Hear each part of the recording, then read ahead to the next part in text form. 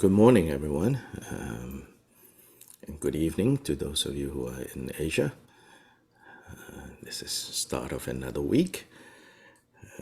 So, as always, we begin with the bodhicitta prayers. Oh, Mother, sentient beings, limitless as the sky, especially those enemies who hate me, obstructors who harm me, and those who create obstacles on my path to liberation and all-knowingness. May they experience happiness and be separated from suffering. I will quickly establish them. State of the most perfect and precious Bodhi, all Mother sentient beings, limitless as the sky, especially those enemies who hate me, obstructors who harm me, and those who create obstacles on my path to liberation and all-knowingness. May they experience happiness, be separated from suffering. I will quickly establish them in the state of the most perfect and precious Bodhi. All Mother sentient beings, limitless as the sky, especially those enemies who hate me, obstructors who harm me, and those who create obstacles on my path to liberation and all-knowingness. May they experience happiness, be separated from suffering. I will quickly establish them in the state of the most perfect, precious Bodhi. Thus, until I achieve Buddha, I engage in virtuous deeds with body, speech, and mind. Until death, I engage in virtuous deeds with body, speech, and mind. From now until this time tomorrow, I engage in virtuous deeds with body, speech, and mind.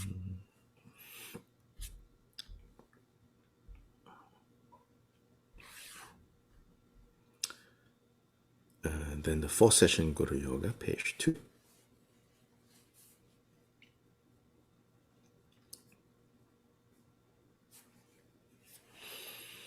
O Mother sentient beings, limitless as the sky, take refuge in you, precious Guru Buddha.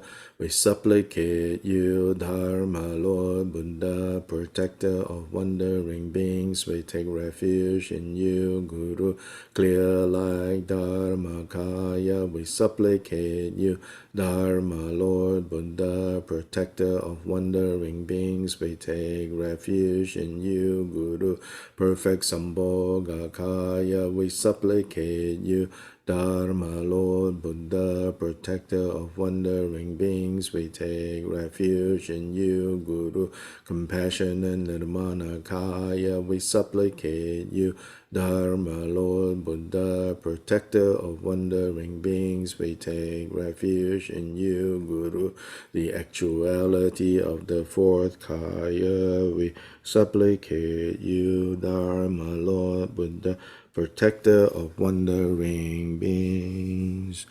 All Mother sentient beings, limitless as the sky, take refuge in you, Guru, precious Guru Buddha.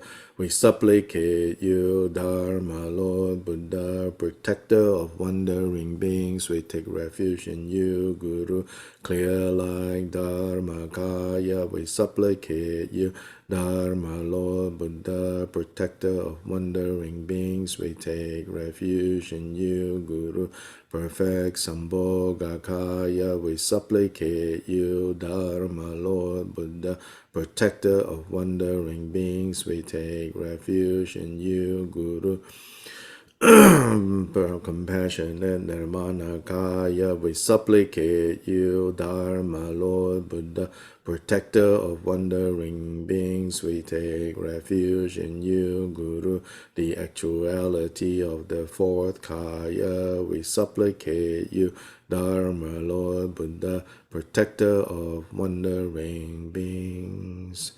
All Mother sentient beings, limitless as the sky, take refuge in you. Precious Guru Buddha, we supplicate you, Dharma, Lord Buddha, protector of wandering beings. We take refuge in you, Guru, clear like Dharma Kaya. We supplicate you, Dharma, Lord Buddha, protector of wandering beings. We take refuge in you, Guru perfect Sambhogakaya, we supplicate you, Dharma, Lord Buddha, protector of wandering beings. We take refuge in you, Guru, compassionate Nirmanakaya. We supplicate you, Dharma, Lord Buddha, protector of wandering beings. We take refuge in you, Guru, the actuality of the fourth Kaya. We supplicate you, Dharma, Lord Buddha, protector of wandering beings. All Mother sentient beings, limitless as the sky, have happiness. Causes of happiness, may they be liberated from suffering. The causes of suffering, may they never be separated from the happiness that is free from sorrow. May they rest in equanimity, free from the bias of attachment and aversion. May all Mother sentient beings, limitless as the sky, have happiness, and the causes of happiness, may they be liberated from suffering, and the causes of suffering, may they never be separated from the happiness that is free from sorrow. May they rest in equanimity, free from the bias of attachment and aversion. May all Mother sentient beings, limitless as the sky, have happiness, and the causes of happiness, may they be liberated from suffering, and the causes of suffering, may they never be separated from the happiness that is free from sorrow. May they rest in equanimity, free from the bias of attachment and aversion.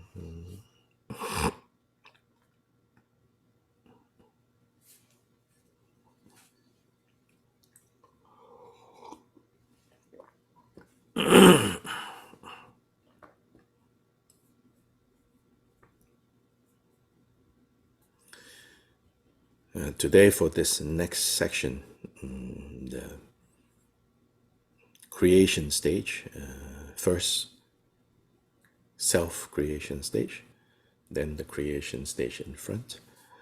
This part, let us just read silently and do our best, to visualize, to imagine what is being described in this next section, so that we don't get into this habit of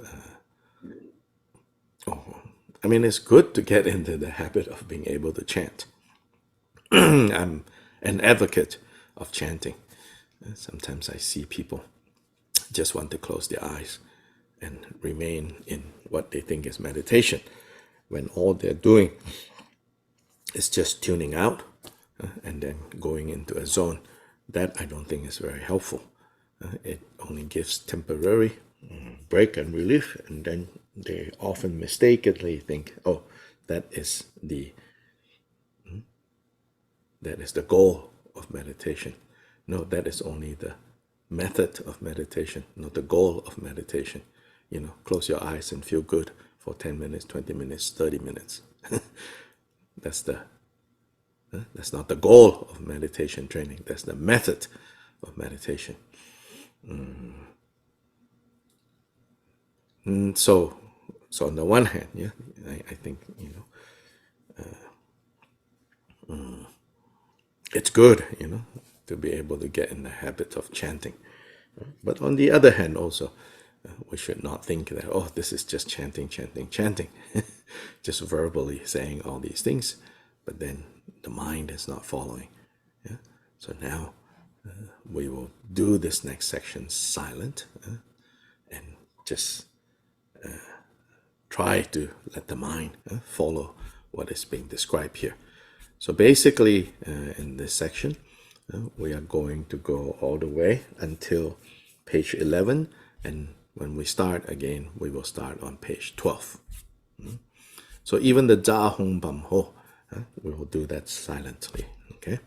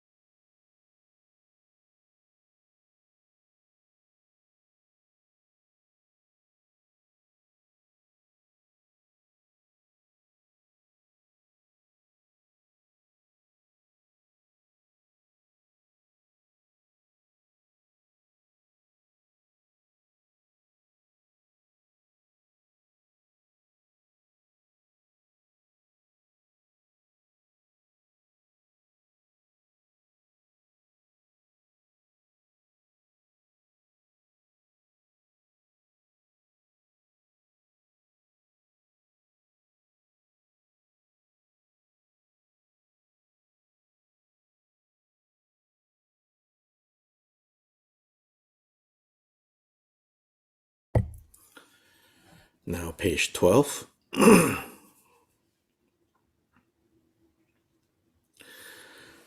I respectfully pay homage with fierce and longing faith of the three types to you, the glorious Guru, Lord of the four Kayas. With my body, speech, and mind, I make offerings of all these established things, outer, inner, and other. The one who offers that which is offered and the act of offering are indivisible in essence. This being so, I make this offering of the great single taste, free from elaborations. Grant me the accomplishment of effortlessness. I lay bare the impairments and breakings of the vows of the three vehicles and rejoice in your liberating deeds. Please turn the wheel of Dharma in accordance with the capacities of those to be trained. Remain here for as long as samsara has not been emptied. I dedicate the merit accumulated in the three times to the welfare of wandering beings. I supplicate you, the Dharmakaya, great Vajradhara of the sixth family. I supplicate you, the 85 Indian Mahasiddhas. I supplicate you, Tili Prajna Bhadra. I supplicate you, Narongkyana Siddhi. I supplicate you, Marpa of Lodra, the translator. I supplicate you, Mila Shepa Dorje. I supplicate you, Dao Shonu of Takpo. I supplicate you, the three Siddhas of Kam. I supplicate you, Dorje Gyalpo of Pakdu. I supplicate you, Jason Dorje Pelda. I supplicate you, Supreme Refuge, Jikten Sumgon. I supplicate you, Dharma Lord Anashri. I supplicate you, Kenchen Sutrim Dorje. I supplicate you, Onchen Sonam Drakpa. I supplicate you, Chenga Drakpa Jungne. I supplicate you, Chung O Dorje Drakpa. I supplicate you, Toka Rinchen Senge. I supplicate you, Samche Drakpa Sonam. I supplicate you, Chuni Dorje Rinchen. I supplicate you, Toku Dorje Gyalpo. I supplicate you, Nirni Chuki Gyalpo. I supplicate you, Shinin Dondru Gyalpo. I supplicate you, Rinchen Pelgi Gyaltsen. I supplicate you, Chogyao Rinchen Pelzang. I supplicate you, Rixin Chuki Gyatso. I supplicate you, Gyawang Kunga Rinchen. I supplicate you, Jason Rinchen Punso. I supplicate you, Rinchen Nampar Gyawa. I supplicate you, Benjen Belgi Geltsen. I supplicate you, Chokle Nambar Gyawa. I supplicate you, Tsungme Chogyao Punso. I supplicate you, Drupchen Tashi Punso. I supplicate you, Jason Konjo Rinchen. I supplicate you, Rixin Chuki Drakpa. I supplicate you, Konjo Trinle Namgya.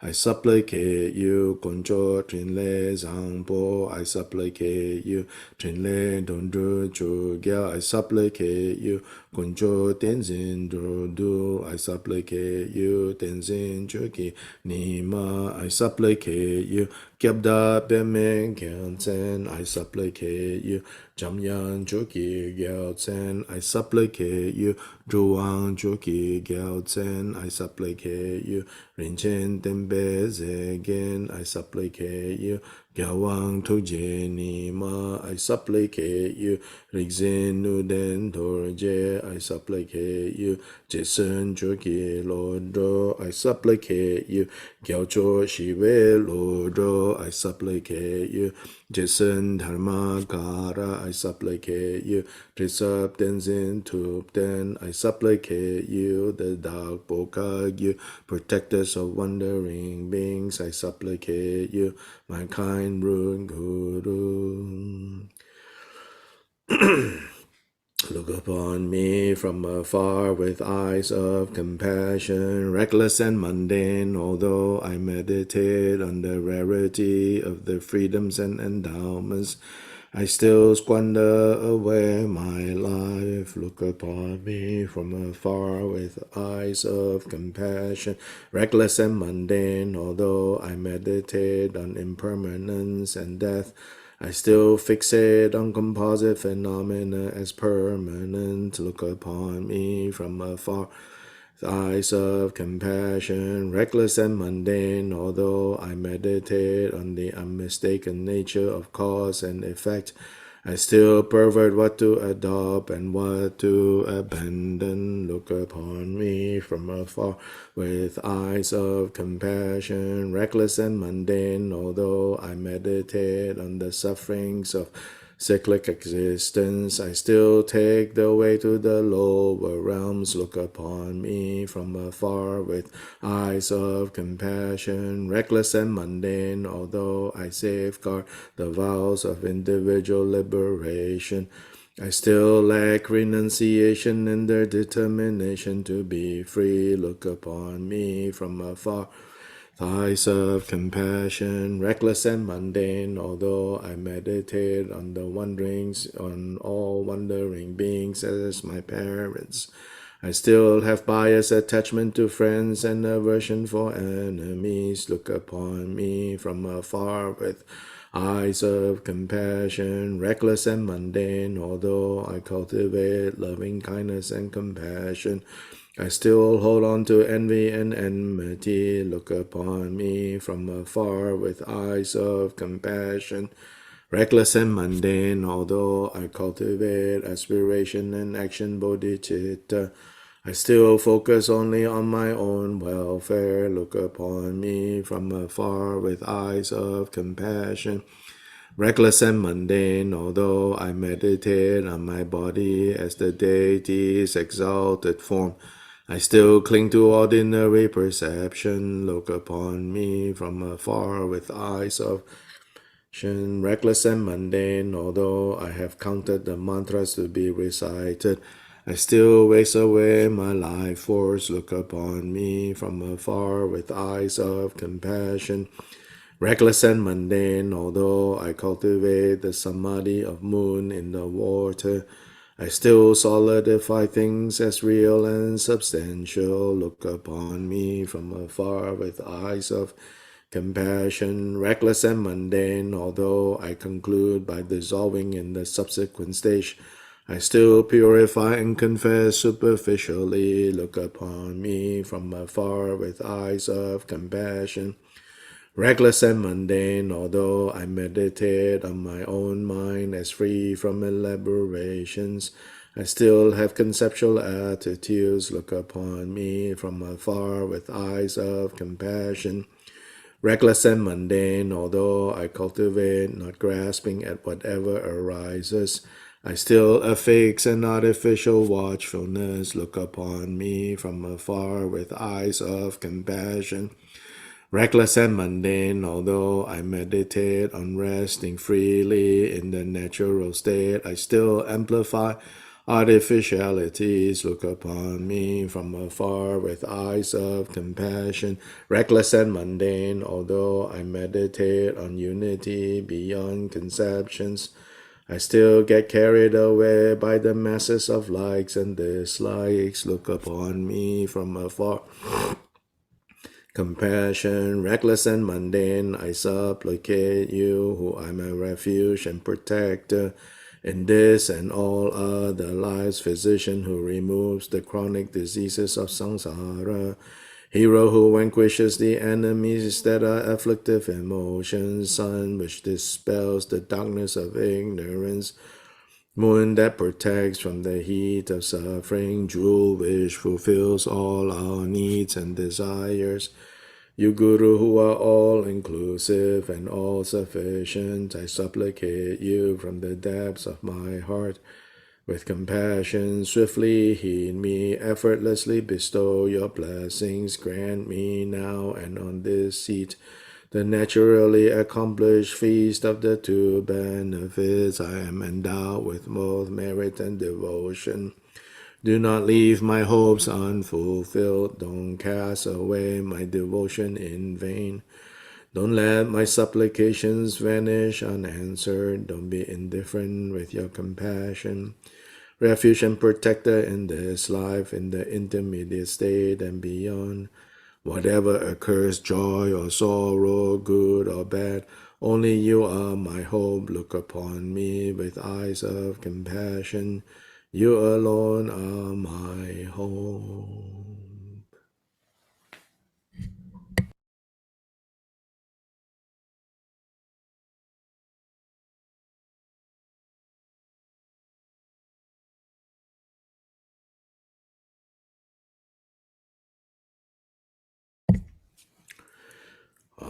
I supplicate you, supreme refuge, Jikten Sumgon. I supplicate you, compassionate Garwang Kunchoratna. I supplicate you, gentle protector, Gutun Dhammakirti.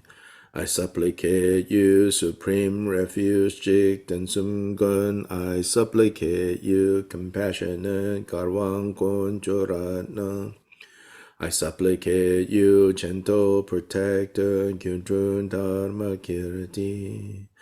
I supplicate you, supreme refuge, Jikten Sumgon. I supplicate you, compassionate Garwang Konjuratna. Supplicate you, gentle protector, Gyudrun Dharma Kirti. I supplicate you, supreme refuge, Jikten Sumgon. I supplicate you, compassionate Garwang Kunchoratna. I supplicate you, gentle protector, Gyudrun Dhammakirti. I supplicate you, supreme refuge, Jikten Sumgon. I supplicate you, compassionate Garwang Kunchoratna. I supplicate you, gentle protector, Gyudrun Dhammakirti. I supplicate you, supreme refuge, Jikten Sumgon. I supplicate you, compassionate Garwang Konchoratna. I supplicate you, gentle protector, Gyudrun Dhammakirti. I supplicate you, supreme refuge, Jikten Sumgon. I supplicate you, compassionate Garwang Konchoratna. I supplicate you, gentle protector, Gyudrun Dhammakirti. I supplicate you, supreme refuge, Jikten Sumgon. I supplicate you, compassionate Garwang Konchoratna. I supplicate you, gentle protector, Gyudrun Dhammakirti. I supplicate you, supreme refuge, Jikten Sumgon. I supplicate you, compassionate Garwan Konchoratna. I supplicate you, gentle protector, Gyudrun Dhammakirti. From this life onward until awakening is reached, other than the three of you, you victors, Father and Sons, I have no other hope. Don't lose your compassion and give up on me. As there are none like you, kings, you victors, Father and Sons, you are all that I need, my only hope and reliance. I supplicate you with fierce and strong devotion from the utmost depths of my heart. Without delay or indifference, look upon me with your eyes of primordial wisdom. After this life, while I am in the intermediate state, draw me out with your hook of primordial wisdom and compassion.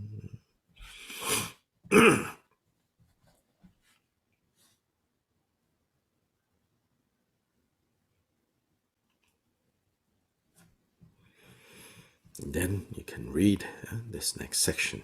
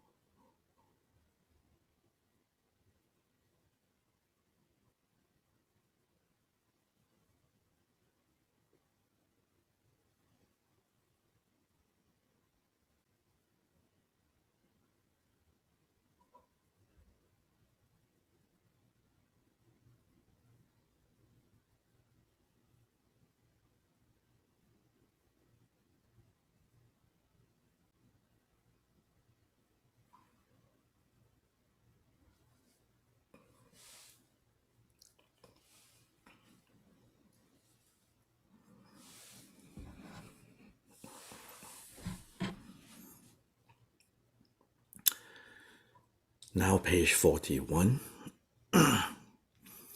Thus are these three victors, Father and Sons, the gathering and embodiment of the ocean of Kagyu, Gurus and Siddhas and all Idams, Dakinis, and Dharmapalas with wisdom, knowledge, loving compassion, exalted activities, and protective powers. By your blessings, bless me and all sentient beings so that our minds turn to the Dharma. Bless us so that the Dharma turns into the Dharma. Bless us so that the Dharma enters the path. Bless us so that the path clears confusion. Bless us so that confusion dawns as wisdom.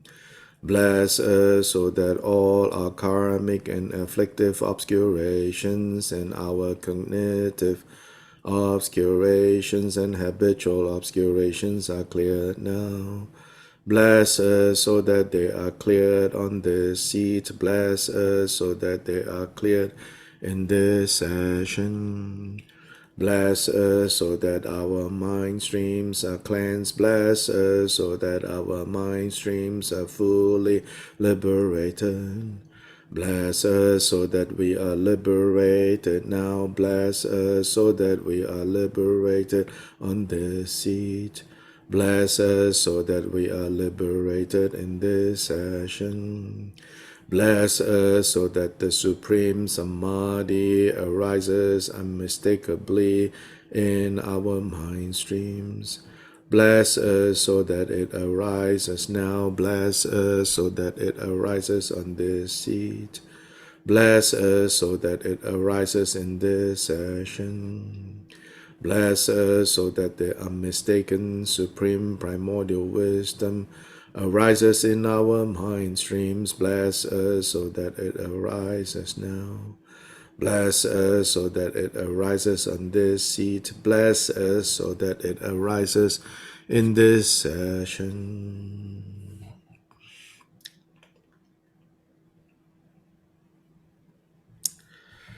Hear, O sublime, glorious Guru, from your forehead center, white lights emanate, dissolving into my forehead, immediately fully cleansing my body and my waking state of their obscurations, and planting the seed for the Nirmana Kaya, the exalted body Vajra. The Guru's exalted body and my body are inseparable.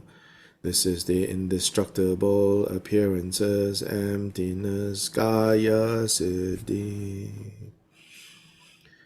Hear, O sublime, glorious Guru, from your throat center red lights emanate, dissolving into my throat, immediately fully cleansing my speech and my dream state of their obscurations, and planting the seed for the Sambhogakaya, the exalted speech Vajra. The Guru's exalted speech and my speech are inseparable. This is the indestructible sound emptiness Vaka Siddhi. Hear, O sublime, glorious Guru, from your heart center, blue lights emanate, dissolving into my heart, immediately fully cleansing my mind and my deep sleep state of their obscurations, and planting the seed for the Dharmakaya, the exalted heart Vajra. The Guru's exalted heart and my mind are inseparable. This is the indestructible clarity, emptiness, Chitta Siddhi. Hear, O sublime, glorious Guru, from your navel center, golden lights emanate, dissolving into my navel, immediately fully cleansing my equipoise mind and the moment of transition of their obscurations. Having ripened the Swabhavikakaya, the three primordial wisdom Vajras, and my body, speech, and mind are inseparable. This is the indestructible bliss, emptiness, sarva siddhi. Here the retinue dissolves like breath on the mirror disappearing. The glorious Guru's exalted body dissolves and furthermore turns into beautiful masses of 5 scarlet lights resplendent like 100,000 suns. These lights resolve into oneself. Immediately you are blazing in various colors of light. Bright lights and rainbows fill the 3,000-fold universes. This is the indivisible unity of clarity and emptiness, just as it is. Primordially free from elaborations, the great middle way, seal and perfection. Don't be confused by the names, their meanings are identical. The indivisible unity of primordial wisdom. Evam Maya Alalaho.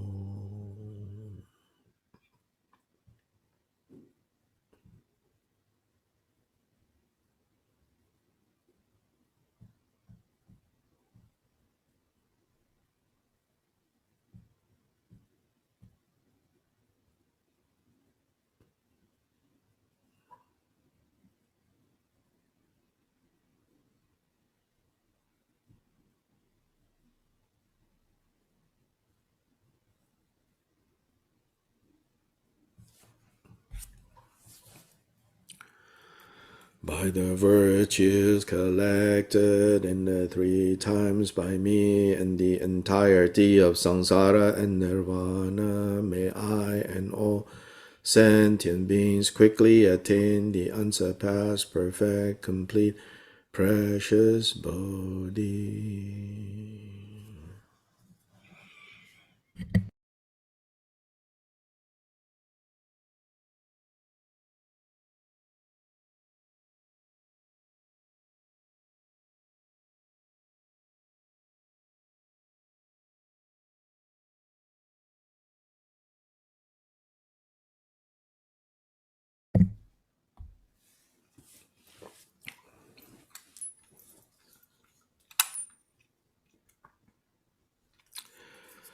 So now we continue in this brief look at the lives and liberation of the successive throne holders of the Drikung Kagyu.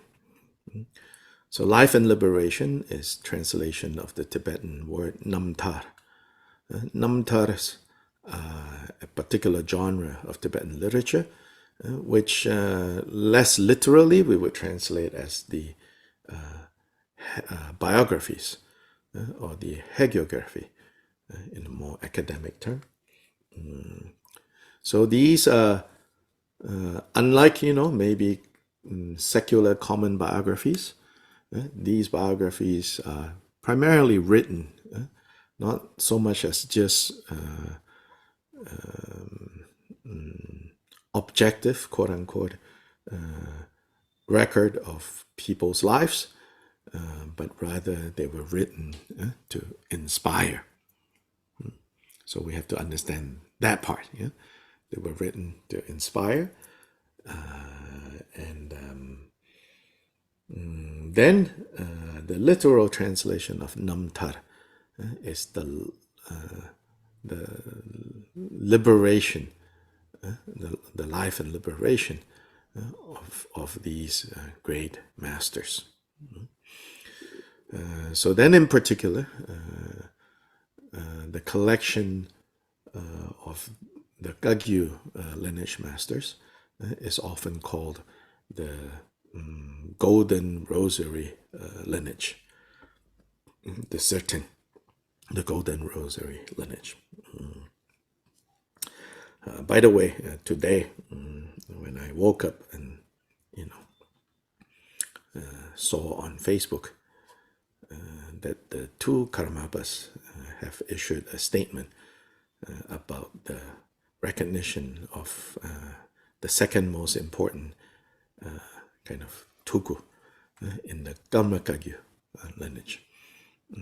that the two previously contenders of the title of the 17th Karmapa for the last 30, at least 20 years, they have been contenders.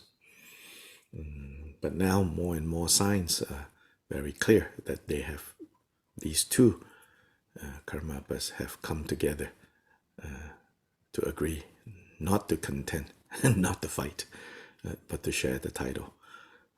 Very good news to see that both of them have come together for the good of their lineage, and so by extension for the good of the Kagyu lineage and for the good of the Buddha Dharma. So very happy to see that. Anyway, the Karmapas are the heads of the Karma Kagyu lineage.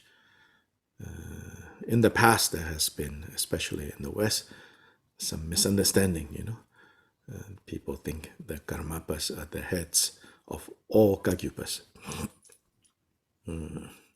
Even among very educated people educated in Tibetan Buddhism in the West, somehow they thought that all Kagyupas, are under the authority of the Karmapas.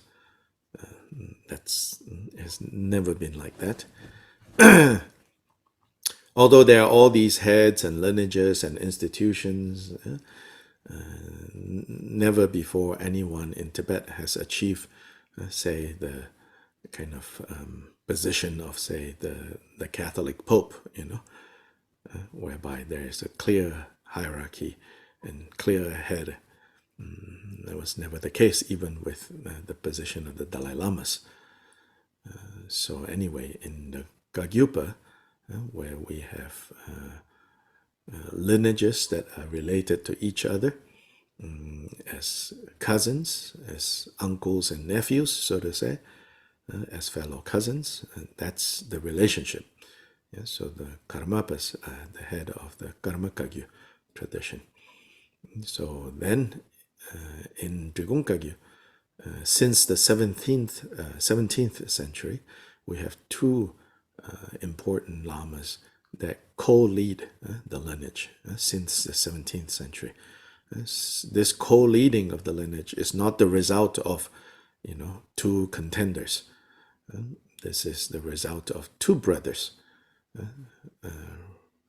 that then started the tradition of reincarnate lamas, tukus. So Drikung Kagyu as a lineage, actually, it was quite late in the institution of tukus leading the lineage. It wasn't until the 17th century that Drikung Kagyu adopted that model of succession. So up until the 17th century, the model of succession is that often, not always, but almost often, the throne holder that is passing away will designate the next throne holder. Often in this early period that we're looking at now, uncle to nephew, in which both of them are fully ordained monks. So uncle to nephew, uncle to nephew. Yeah. Then at certain points in that, it was father-sons. A few cases of father-sons. So then in that case, the throne holders were not monks. Then starting from the 17th century, it became the tuku system, looking for the reincarnation of the previous throne holder, but passed on from these two, what's called the Kyobgon Chesang tuku lineage and the Kyobgon Chungsang tuku lineage. And the Kyobgon Chesang tuku lineage and the Kyobgon Chungsang tuku lineage started in the 17th century with two brothers. And these are the two brothers that are mentioned in our Guru Yoga visualization field. Koncho Ratna is the origins of the Kyobgon Chesang tuku lineage. And then Drikung Dhamma Kirti is the origins of the Kyabgon Chungsang Tukul lineage, starting from the 17th century. So anyway, here, probably one of the greatest and most able successors and throne holders to the throne of Drikung is the fourth Drikungpa, Chenga Drakpa Jungne. Chenga Drakpa Jungne, he lived from 1175 to 1255. So he lived for 80 years. I think Kyobpa Rinpoche lived for 78 years, I think. So Drakpa Jungne lived until he was 80. And I think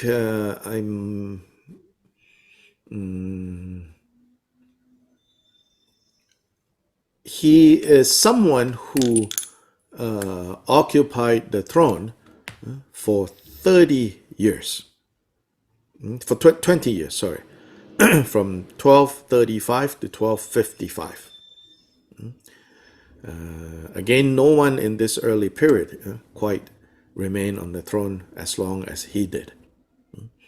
So he was on the throne of Drikung for 20 years. So Chenga Drakpa Jungne, he was born in eastern Tibet. Many of these great lamas were born in eastern Tibet. And eventually they would travel to central Tibet, especially in this early 10, 11, 12th century period. That central Tibet was considered like the religious, spiritual center of all of Tibet, but somehow many great figures were actually born in eastern Tibet and then traveled to central Tibet. And this was true for Drakpa Jungne. So he came from this area in eastern Tibet called Nangchen. Nangchen is also where, for example, those of you may know, it's also where Gachen Rinpoche, the current Gachen Rinpoche, comes from, Nangchen. And Drakpa Jungne was part of an aristocratic family known as the Lang family. The Lang family. He became a novice monk at the age of 11 under this Lama called Lama Yeo Pukpa. Lama Yeo Pukpa was an important Lama. I believe also one of Pakmodrupa's students, Lama Yeo Pukpa. So Drakpa Jungne became a monk under this Lama Yeo Pukpa, in eastern Tibet. At a certain point, Lama Yeo Pukpa decided that he was going to go to central Tibet, like many others. At a certain point, the feeling is that I need to go to central Tibet for better training, for further training, because all the great lamas are there. So at that point, Drakpa Jungne got permission from his family to travel with his teacher to go to central Tibet. It's said that on his way to central Tibet with his first teacher, Drakpa Jungne encountered a mysterious person, and sometimes said to be an emanation sent by Kyobpa Jikten Sumgon, to say to him that he should go look for Kyobpa Rinpoche, and that his root lama didn't name Kyobpa Rinpoche by name, but said to him, your root lama is in central Tibet, and you should go find him. And he is part of the Kyura family, Kyurapa, which is Jikten Sumgon's family. Of course, at that time, Kyurapa could be anyone, right? Not so clearly yet. We're talking about Kyobpa Jikten Sumgon. But as he got closer and closer to central Tibet, it became clear to him who this Kyobpa was. As he got closer to central Tibet, more and more people know, oh yes, there's one very famous person from eastern Tibet with the who comes from the Kyura family. So then he eventually then came to Drikung.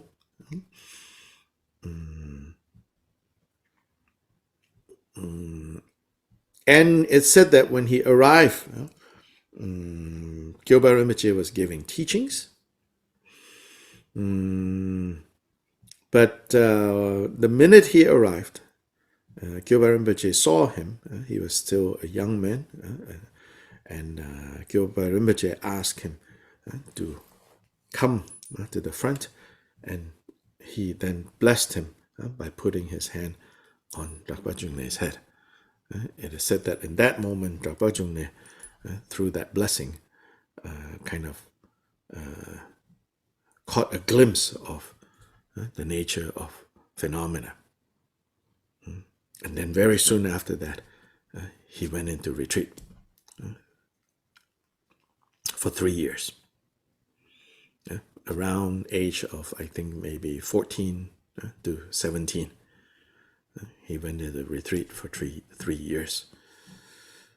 After that, he came out of a retreat, and at the age of 18, he served as Kyobpa Rinpoche's personal attendant, and attended Kyobpa Rinpoche until he was in his mid-30s.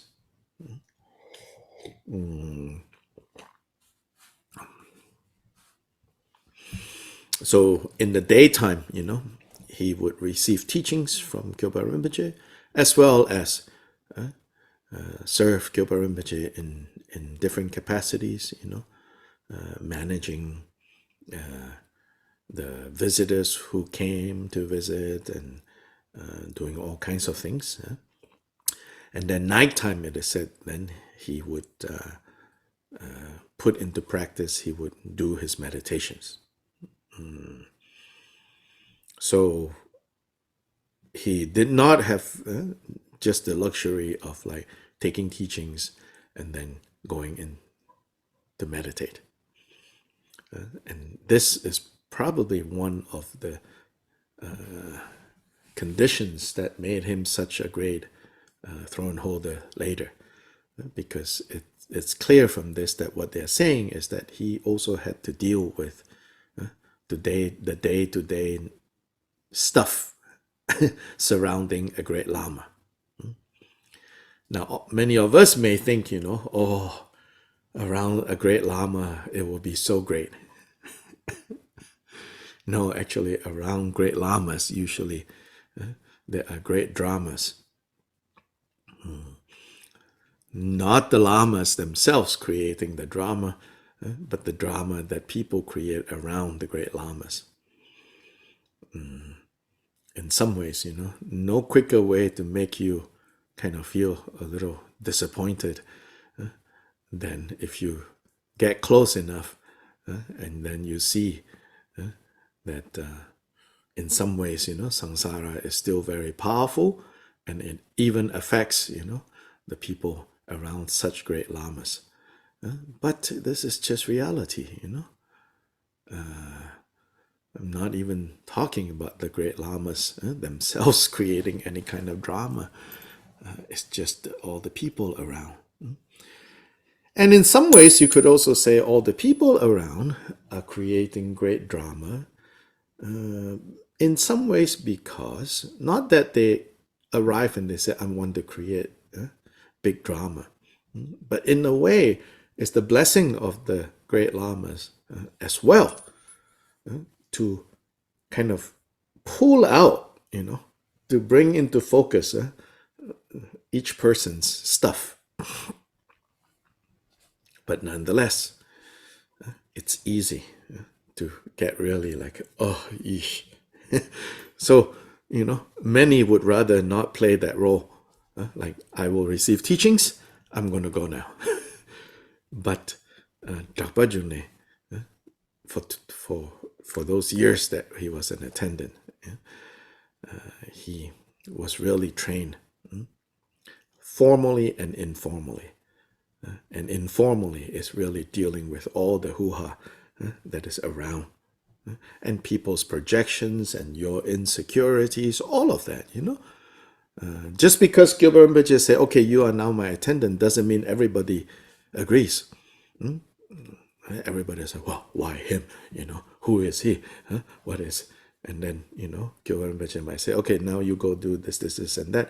And then, you imagine he goes and try to do this, this, this, and that. And people are like, well, why should I cooperate with you?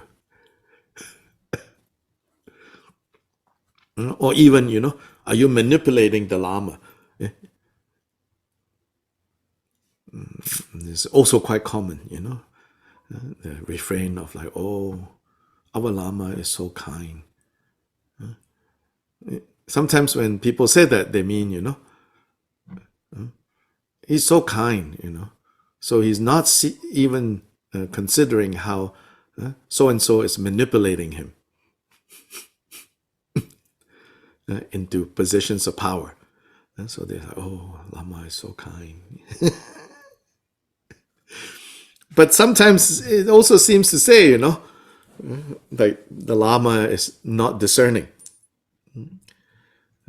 But I think there's more to it, Yes, maybe sometimes the Lama is not discerning, I don't want to make it sound like this is a God situation.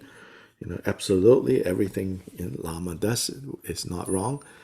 I'm not sure if that's a healthy attitude either, although in the traditional texts you'll come across many statements like that.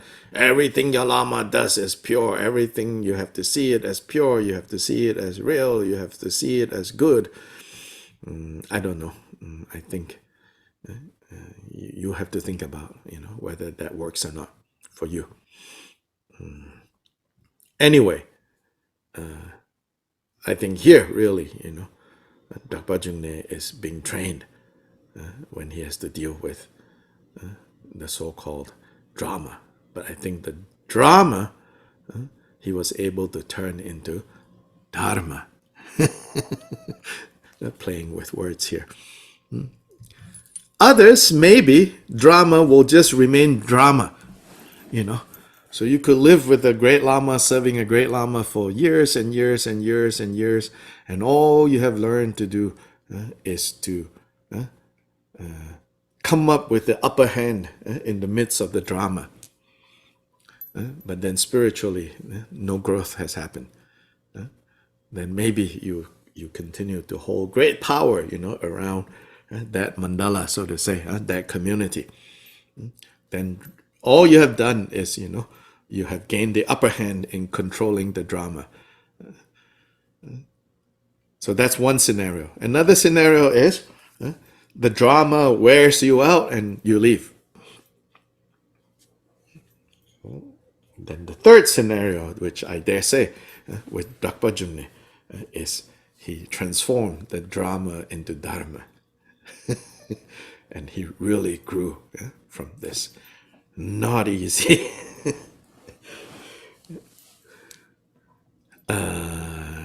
Then in the year 1207, Drakpa Jungne was around 33, maybe 33, 34. It said that one day, Kyobpa Rinpoche asked his disciples and said, please build a Dharma throne that is higher than the one that I sit on. So at first, people thought, oh, he wanted a higher throne, So anyway, they built a Dharma throne that is higher than Kyobpa Rinpoche's. And then it's placed in the center. And Kyobpa Rinpoche's own throne is moved to the side of that. Now people are starting to wonder, wait, Is there some greater Lama that is coming to visit? What is going on? Then Kyobpa Rinpoche said, okay, everyone should gather. So again, everyone was very surprised. When they all gathered, some people thought, maybe some Dharma uncle of Kyobpa Rinpoche, Pakmodrupa's fellow disciples, is coming, and he wants to honor his Dharma uncles. It's like, no, it's quite obvious no one is coming. So instead, it's said that Kyobpa Rinpoche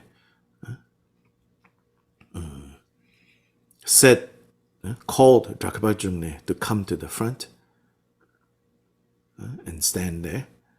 And then Kyobpa Rinpoche said to Drakpa Jungne, he said, yesterday, I am teacher and you are student. Now, today,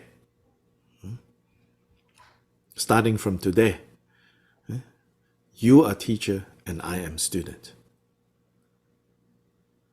I said, please, now you go up on this throne, because this is my teacher, Pakmodrupa's throne. And now you shall sit on his throne. Of course, this totally freaked out Drakpa Jungne. And Drakpa Jungne was like, no, cannot,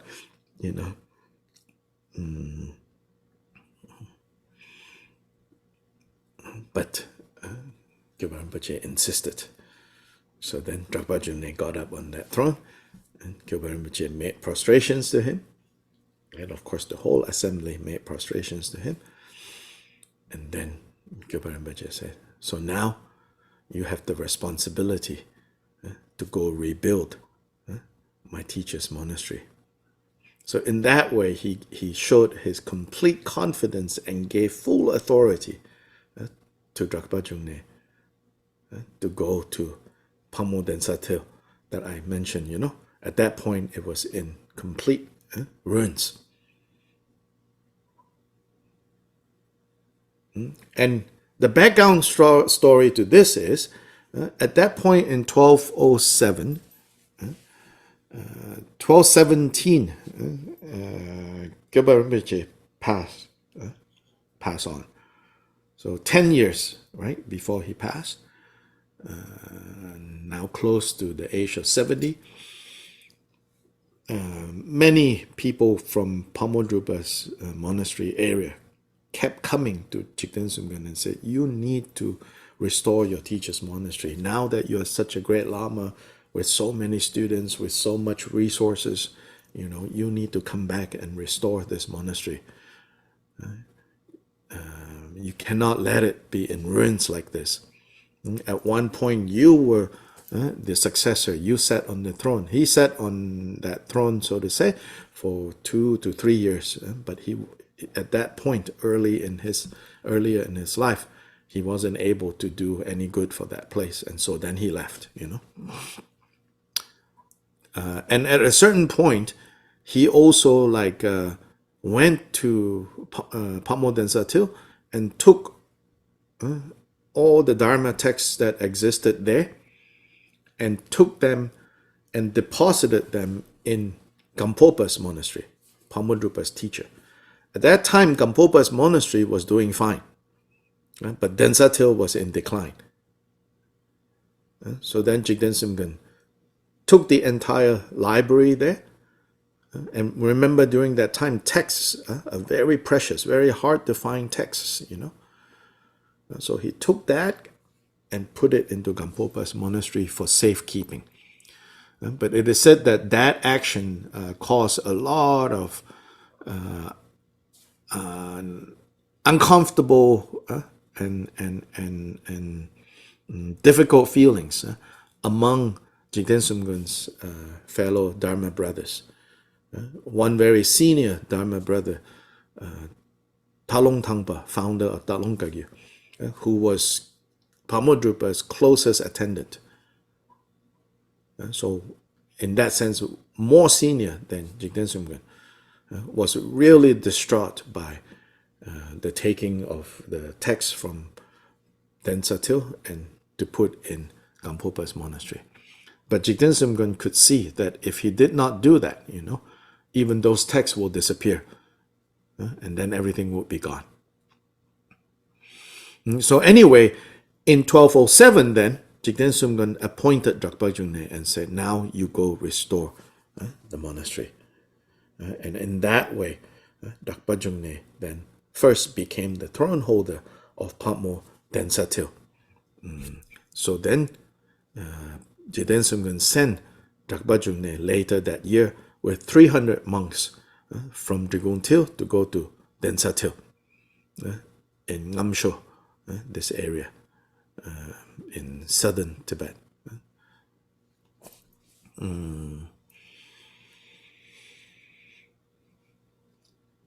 So, with Drakpa Jungne going there with these 300 monks with a very clear kind of endorsement, so to say, by Jikten Sumgon, you could see how skillful Jikten Sumgon was. So nobody who respected Jikten Sumgon can disrespect Drakpa Jungne or not cooperate with Drakpa Jungne when Jikten Sumgon himself prostrated to him and say, today, because you occupy the throne, you are now my teacher. Yeah. So he went, Drakpa Jungne, and he succeeded in slowly rebuilding and stabilizing that community. Then people started to go to Densatil to become monks, and it said that Drakpa Jungne was continued in the tradition of Pakmodrupa in training monks in serious meditation practice. So it's said that during, in his whole life, Drakpa Jungne never failed to practice yoga, Guru Yoga daily. And like Kyobpa Rinpoche and Pakmodrupa, he was also able to keep a diet that was free from any animal products, minimizing even the drinking of milk and eating of yogurt, and did not at all use alcohol, which in that time, is quite common for people to drink alcohol as a safe kind of beverage to drink. In part is that, then also culturally. And then especially then, of course, if you're ordained as a monk or nun, you take the vows of not drinking. But even that, some were drinking. So apparently, one of the issues that caused Jikten Sumgon to leave his teacher's monastery, it was building up, resistance against him, all of that, jealousy, and many other factors. But it said that one of the last straw, Jikten Sumgon was trying to enforce the monastic rules at Densatil. So what that meant was, he said, no alcohol can be consumed here. But they opposed him, these monks, these older monks, and said, no, they said, we are spiritual descendants of Milarepa, and Milarepa drank, so no problem.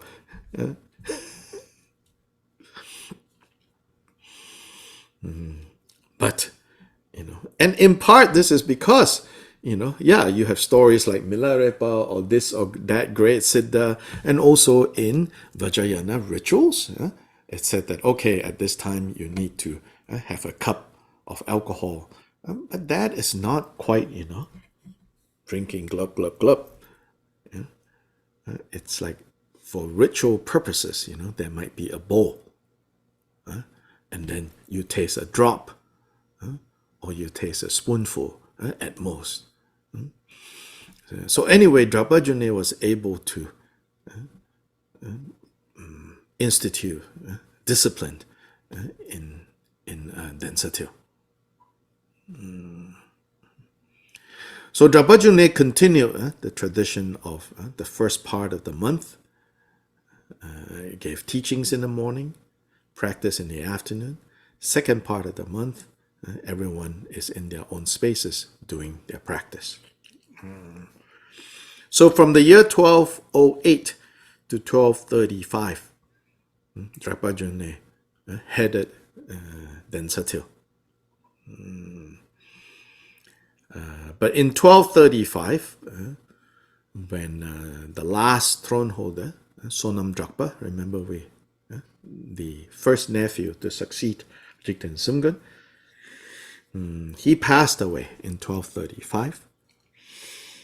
So then Drakpa Jungne came to Drikung Til to attend the funeral of Sonam Drakpa. And at that time, the leaders of Drikung then requested Drakpa Jungne to assume the position of the fourth throne holder, because they were not able to find someone. And Drakpa Jungne apparently did not appoint a specific person.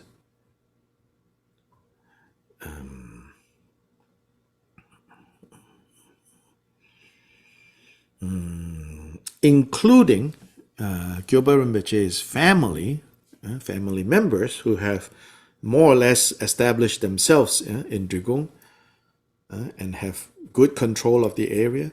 In particular, the senior members of that family at that time also requested Drakpa Jungne to take over, because they felt that no one within their family is ready to succeed Sonam Drakpa.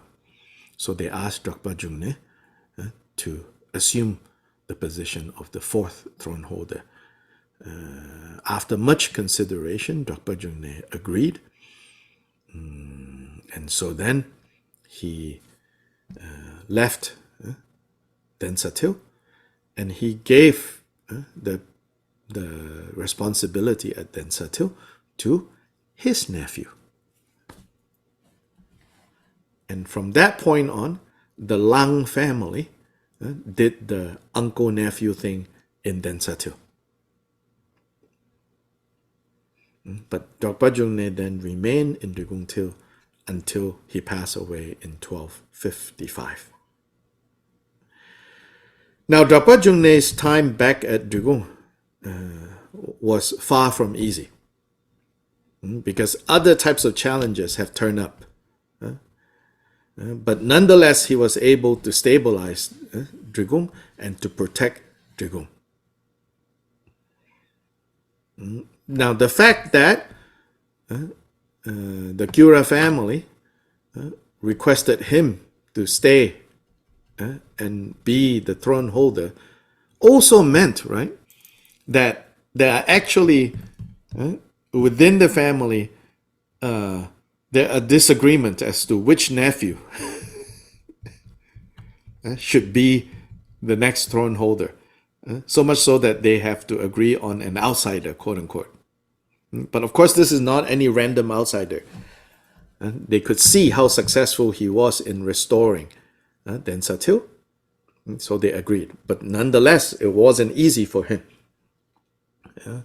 But he, with great skill and great kindness, it was said that he was very, kind of gentle, kind, but then firm. So this balance between being very kind but very firm. Now, a bigger problem than the Kyura family perhaps not agreeing, and then is the fact of the Mongols. The year 1240 in some ways marks the beginning of centuries of Mongol involvement in the politics of Tibet. In that year, one of the Mongol Khans, they have many Khans, they are like sort of kings or princes. One of the Khans, Koden Khan. At that time, Koden Khan controlled these Chinese areas of Gansu and Ningxia, which is on the borders of China and Tibet. So then he launched from there a military campaign against Tibet.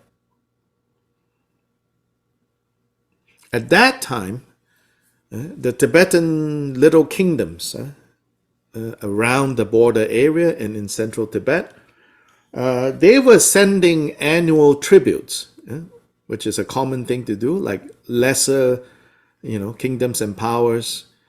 And Genghis Khan had already established a strong Mongol presence in Mongolia first, and then spreading out from Mongolia. And it was his grandson that eventually conquered China and started the Yuan dynasty. But at that time, everybody feared the Mongols. And Koden Khan, one of these many Khans, he controlled this area, Gansu and Ningxia.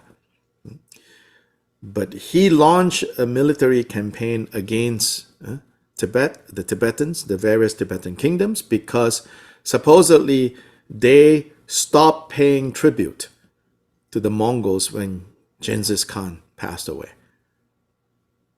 When the great leader passed away, people are like, oh, okay, the Mongols are not so powerful now. So Koden Khan said,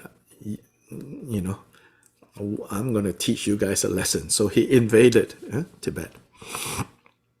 Not only eastern Tibet, he kept going now to central Tibet.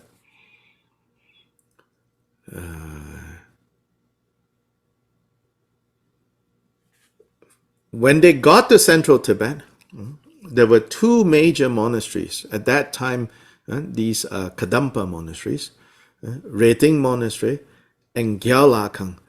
These two were completely looted and destroyed by Koden Khan's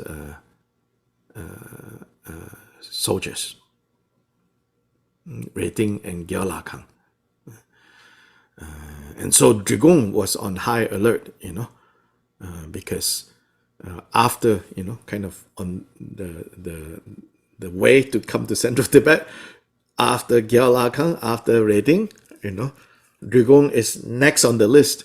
And at that time, Drikung also had a reputation of having a lot of wealth, because Kyobpa Rinpoche had so many students that gave, donated so much to Drikung. So Drikung was on high alert because it would be next on the list in terms of the invading Mongols. But luckily, thanks to Drakpa Jungne, he was able to protect Drikung from the Koden Khan's soldiers. So according to the Blue Annals, an independent historical text of Tibet, they say that when the Mongol armies arrived at Drikung and captured the chief lay administrator, the lay leader called the Gompa. The Gompa, his name was Shakya Rinchen. And this same Shakya Rinchen was the one who in particular pleaded with Drakpa Jungne to please be the head of Drikung. But Shakya Rinchen was captured when Koden Khan's soldiers came to the Drikung area. So after they captured Shakya Rinchen, probably went out with some soldiers to try to stop the Mongols. The Mongols captured Shakya Rinchen and was advancing towards Drikung. According to the Blue Annals, mysteriously, a terrifying hail of stones rained down from the sky. And so then, all the Mongols kind of panicked and freaked out. And they believe this was Drakpa Jungne's doing. because the Mongols, they came from a shamanic background, so they totally are very sensitive to powerful magic men. So that by that time they also heard, like there are these magic figures in Tibet. So when this happened to them, it's called a hail of stones, not hailstones, not ice, stones were flying down from the sky as they got close to Drikung. So then they understood, there is a very powerful magician in this place. And so then Drakpa Jungne came and met with the Mongols, secured the release of Shakya Rinchen, and negotiated a peace with Koden Khan. A few other attempts in Drakpa Jungne's time that the Mongols attempted to attack Drikung, and again he was able to protect Drikung. So for 20 years, as long as he was the throne holder, the Mongols basically more or less left Drikung alone and went on to loot and to destroy other monasteries.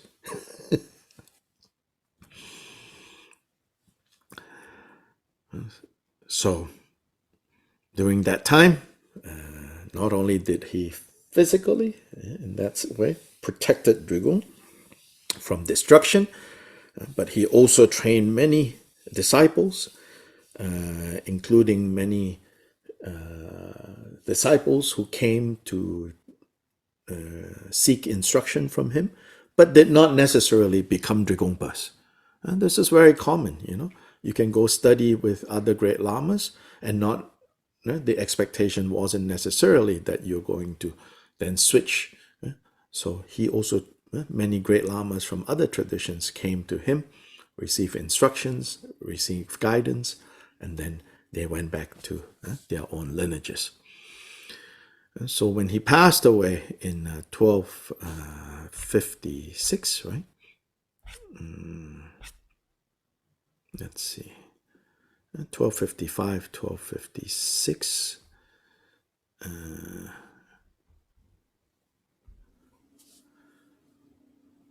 So it's 1255 in a way, but 1256 as in before Losar, before the Lunar New Year.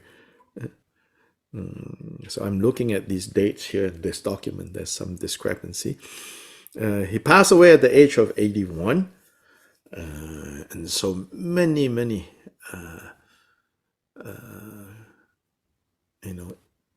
important lamas all came to attend his funeral. So it's said that after his cremation, there were lots and lots of these sharira, these ring cells. And these ring cells then, were taken to especially Kailash and kept in stupas in Kailash. So there are other, longer biographies of Drakpa Jungne, but this is just briefly about Drakpa Jungne.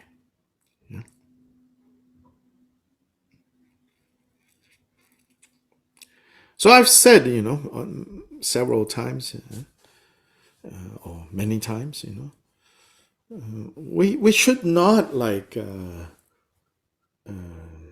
underestimate ourselves in a way, or make an excuse of saying, it's not so easy to practice Dharma for us here, Look at Drakpa Jungne, He had to protect a whole area from, invading forces. And Shakya Rinchen, his patron, had to take an army out to defend, And as a great Lama, I'm sure he's, pained by the thought of, war breaking out. And war did break out, nonetheless, his commitment to keeping the legacy of Kyobpa Rinpoche alive and balancing quote-unquote secular worldly things. It was not so easy, not so simplistic. Every one of these throne holders, to me, what's inspiring, I think like what inspires, right? Back to the idea of this hagiography, biographies that are written to inspire. I think what is emphasized in the traditional texts to be inspiring might not be inspiring to some of us. At least there are elements in there, for me. If they talk too much about all the magic things that happen, to me, not that inspiring. If they talk too many things about how perfect they are right from the beginning, also not so inspiring for me. But to be able to see how they navigated through all the challenges of, on the one hand, you want to be a good person. You really want to be a good person. On the other hand, it seems like every turn, when you're trying to be a good person, something else comes up. And how do you negotiate this? Sometimes they succeeded, sometimes they failed. But like they say, in a war, I'm sorry, using a rather violent imagery, but in a war, there are many battles. Some battles you will win, some battles you will lose. But the important thing is you don't lose the war. So in the war against our own mental defilements, our afflictive emotions, there will be many different battles that we will fight. Some we will win, some we will lose. Sometimes we might be able to conjure a hail of stones that come from the sky and temporarily halt this hordes of enemies that have come right to your neighborhood. Sometimes you're able to keep them at bay. Sometimes you have to negotiate with them. Sometimes they take over. In about a few years, in 1290, another group of Mongols came. And that time, they burned Drikung Kagyu completely down to the ground. 1290 was the major destruction of Drikung Kagyu. And that one, and then the destruction during Cultural Revolution, historically the two most destructive attack on Drikung. 1290, and then in the 1960s. But despite all, in 1290, they recovered. The lineage is kept intact, and then passed down to the present time.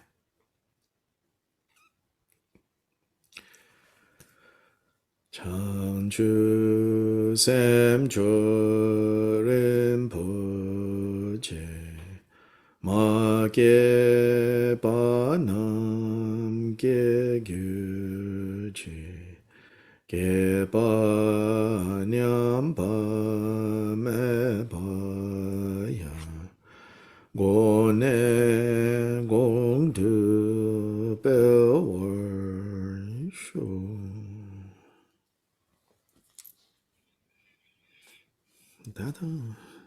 Thank you, Papa. Thank you, Dr. Lai. Thank you, Dr. Lai. Thank you, Dr. Lai. Bye. See you all tomorrow.